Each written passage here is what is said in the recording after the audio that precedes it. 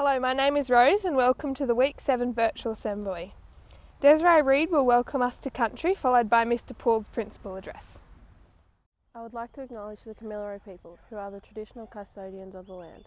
I'd also like to pay respects to both elders past and present and extend that respect to other Aboriginal and non-Aboriginal peoples present. Thank you. Thank you, Rose, and thank you, Desiree, for your acknowledgement of country. Good morning, everybody. Last weekend, on Sunday, we would normally have representatives attend the annual Mile Creek Memorial Service at the memorial site along the road to Bingra. Mile Creek was the site of a brutal massacre involving the killing of up to 30 unarmed Indigenous Australians by 10 white Europeans and 1 black African in 1838. After 2 trials, 7 of the 11 colonists involved in the killings were found guilty of murder and hanged. There were many massacres of Aboriginal people in the early years of European settlement. Mile Creek is particularly important historically, as it was the first and only time in Australia's history that Europeans were given the maximum sentence for the massacre of Aboriginal Australians. The actual anniversary date of the massacre was yesterday, the 10th of June. This year, in lieu of the on-site memorial service, a virtual service was recorded and can be found on the Friends of Mile Creek website. The service includes a poignant song about the massacre by well-known Aboriginal performing artist Roger Knox, as well as commentaries by well-known local and other people, and readings by representatives of a number of local schools and schools from further afield. I commend the service to you. Over the past 2 weeks at school, we are gradually returning to a more normal routine, although of course some restrictions are still in place. At this time of year, we would normally be involved in work experience for Year 10, our school athletics carnival, cross-country event, and preparing for the ongoing showing of our cattle and sheep. These things and others will also return to normal in the not too distant future. We hope to be able to hold our cross-country at the end of the term, be able to conduct an athletics carnival next term, and provide opportunities later in the year for our Year 10 students to experience the world of work. Of course, the experiences on the farm will continue to ramp up, and I'm confident other show opportunities will also present themselves later in the year. The focus for now needs to be in the classroom. We have already missed some 6 weeks of valuable class time. We worked extremely hard to make the best we could of the learning from home experience. But if we're honest with ourselves, it was not the same for everybody. And it was not the same as if we were in the classroom with our teachers and our friends. That makes it all the more critical that for the remaining 4 weeks of term, we focus on attending school every day, attending every lesson every day, and giving our schoolwork our very best attention and effort in every lesson every day. When we can, it is also important to make time at home to revise and consolidate the learnings from each day. It is normal practice at our school that each of our faculty areas take turns to organise our fortnightly assemblies. One of the advantages of hosting a virtual assembly is that the faculties have the opportunity to showcase what actually goes on in the classrooms within that faculty area. Today's virtual assembly is hosted by the Technology and Applied Studies, or TAS faculty. Our TAS faculty offers a wide range of experiences from which our students can choose. The practical areas were extremely difficult to cater for during the learning from home period, but the extra effort put in during this period and the additional time given when we finally could return, especially regarding HSC major works, is much appreciated and a credit to the professionalism of everyone involved. We are currently seeking nominations and will shortly conduct elections for the Student Representative Council. This is a very important part of our school and I look forward to seeing lots of students put their names forward. We hold the changeover assembly early in term 3 each year, and we hope by then we can hold the assembly on site, in person and with parents, carers in attendance. Nevertheless, we are also planning for the changeover to be held virtually in case the current restrictions have not been lifted by that time. More details about the changeover as we get closer to the end of term. Finally, once again there are a number of awards to be presented by the year advisors at the end of this assembly, and I congratulate each and every one of the students who are receiving the awards today. Well done. Thank you. Thank you, Mr Paul. Today's musical item is performed by the Year 12 music students, Mia, Holly, Miranda, Beth. Can I get your hand to ride on?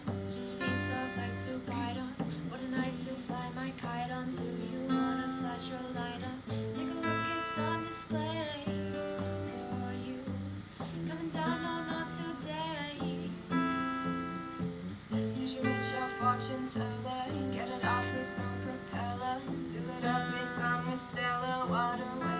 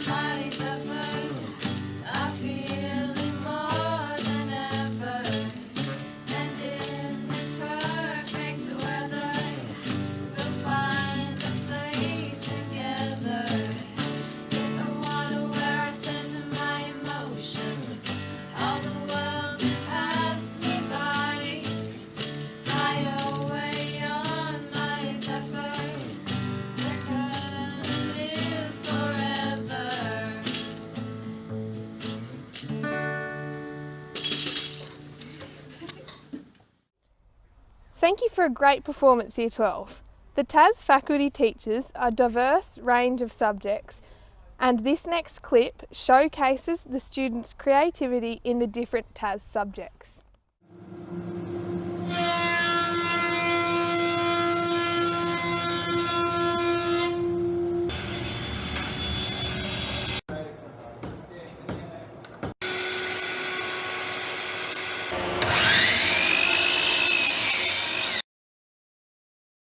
This is my major project. I'm making an outdoor table.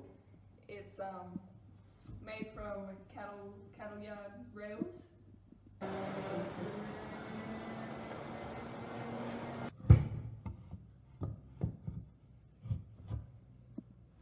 should have done this joint. Just making a dog cage here.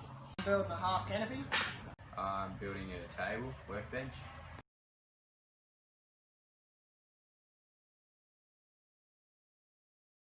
So as you can see, I'm making a formal dress, and now the skirt consists of lots of different layers. So as you can see, it goes all the way to the bottom, and then up here there's shorter layers here. And so around these layers, I'm gonna make them more defined with a solid line. Kate, what are you making? I'm making a formal dress. A formal dress? What is your fabric made of? It's made out of recycled pineapple leaves.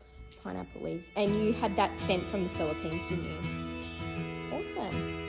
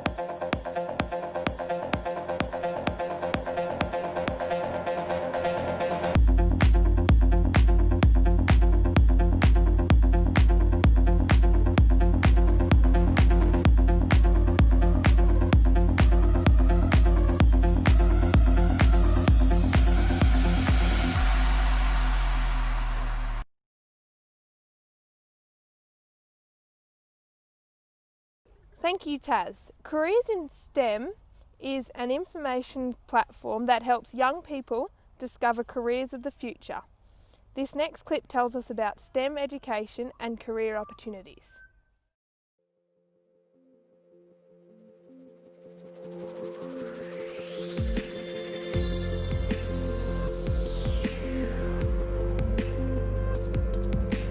At Careers with STEM, we're all about presenting careers in science, technology, engineering and maths, or STEM, in a new way. We want to challenge the perceptions around STEM, what STEM careers look like, and who works in STEM, as well as looking at sectors that are set to boom.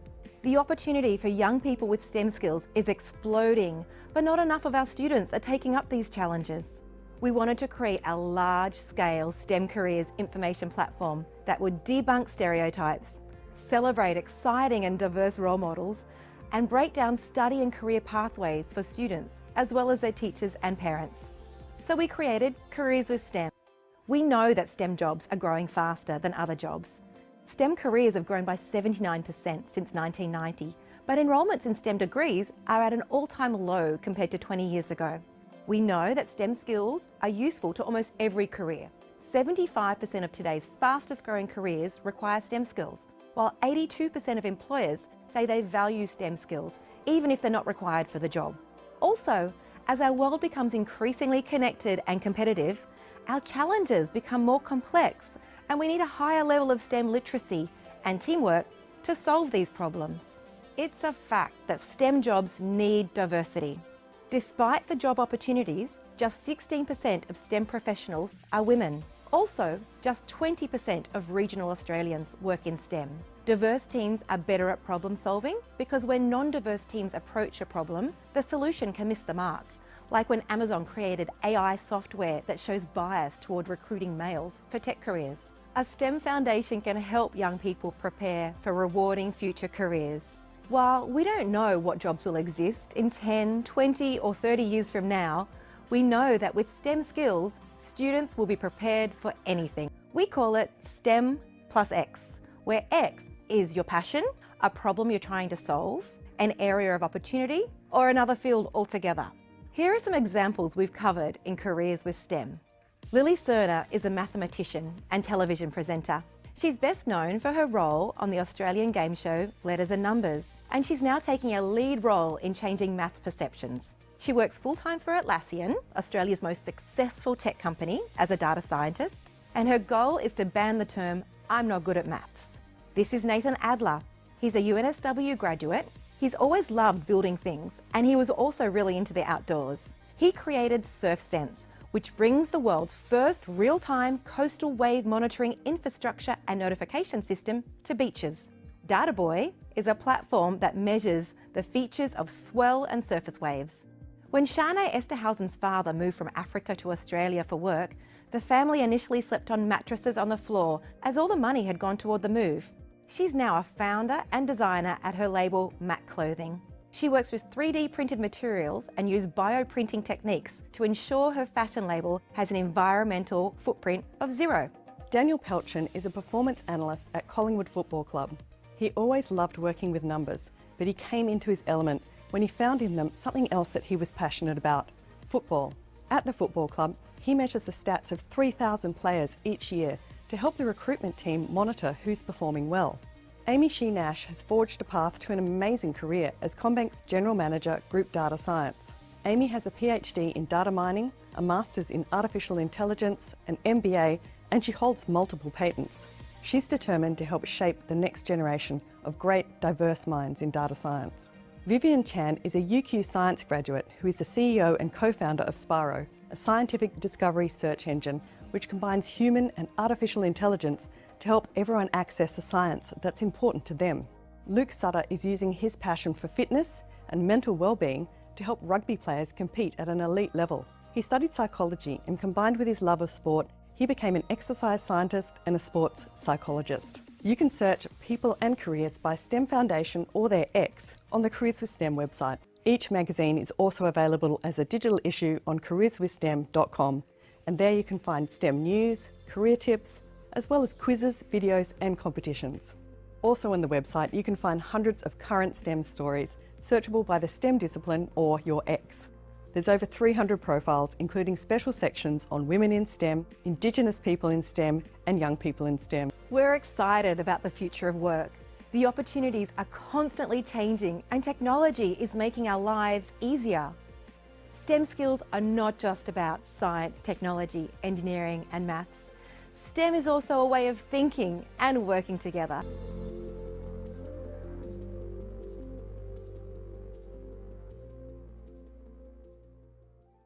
This concludes our assembly. Thank you for watching and we hope you enjoyed it.